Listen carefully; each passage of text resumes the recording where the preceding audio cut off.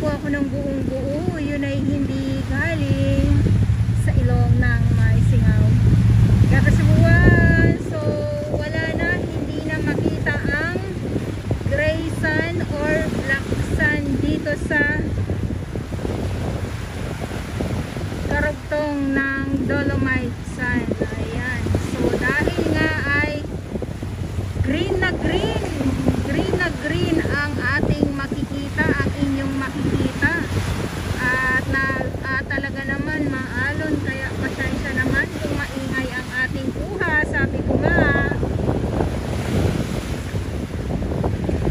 at iikot ko lang po kayo, so mas nananaig, ulitin ko lang po, no? Mas nananaig ang mga water lily talaga, hindi lang dito sa may dolomite sand, Manila Bay, kundi sa iba't karatig lugar o kapitbahay ng Maynila. Ang itong ating makikita, may mga kahoy, may mga plastic. Ay grabe na ito. So nandito tayo mismo, nakatungtong sa may geotube, dito sa Dambuhalang geotube, at papahapon na din or low tide, at mamaya siguro makikita natin yung mga tahong naman na nagpapakita sa atin ng mga buwan na din. Ayan, yung mga maliliit na mga tahong. At iikot ko lang po kayo kasi nandito tayo sa may kabila, at ito yung dolomite na naman po. Wait lang ha, talaga naman nakahilera po ang mga water lily. Wow, mapawaw na lang talaga ako nito. Ano ba? Wow ba?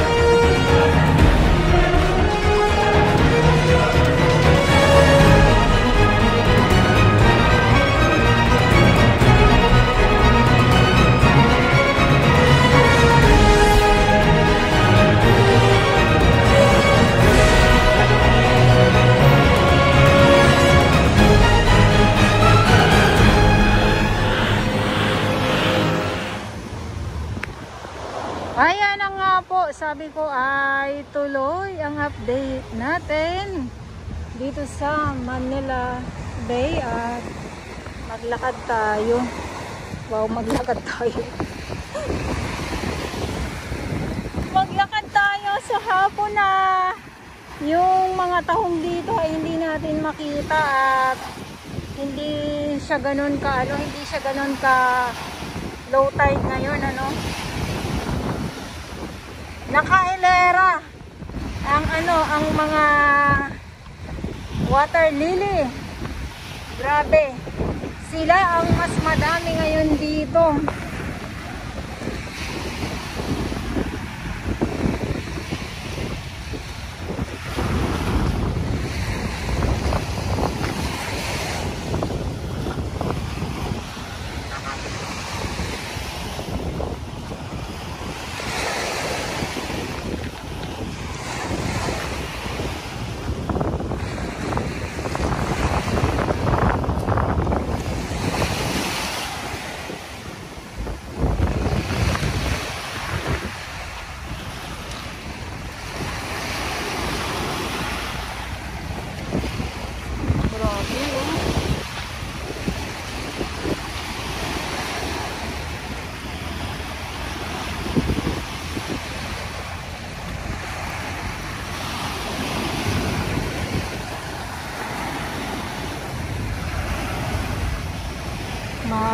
Ano pa din, mataas pa din ang araw.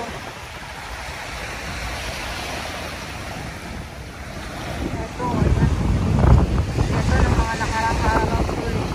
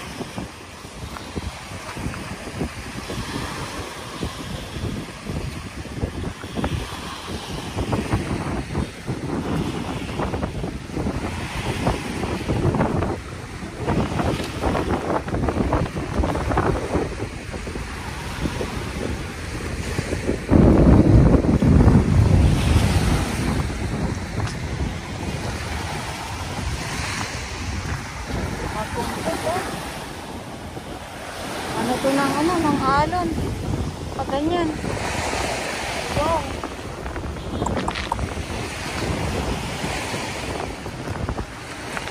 May kangkong pa. Ito kangkong yan ha. Kangkong.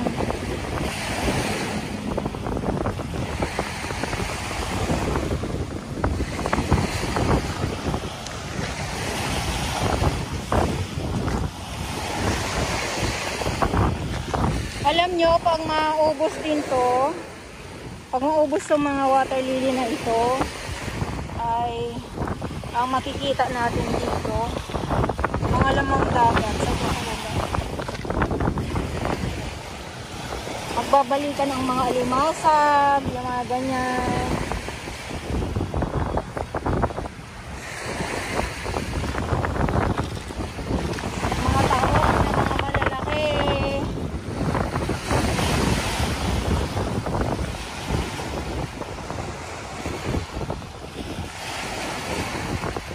Okay, so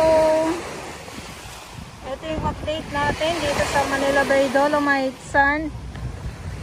Maraming salamat po sa inyo lahat at ulitin ko lang po, at sa mga baguhan, yes, welcome sa channel ni Miss Delaney Dorabas. Mahalin niyo po ako ng buong buo, yun ay hindi galing sa ilong ng may sinang. God bless everyone!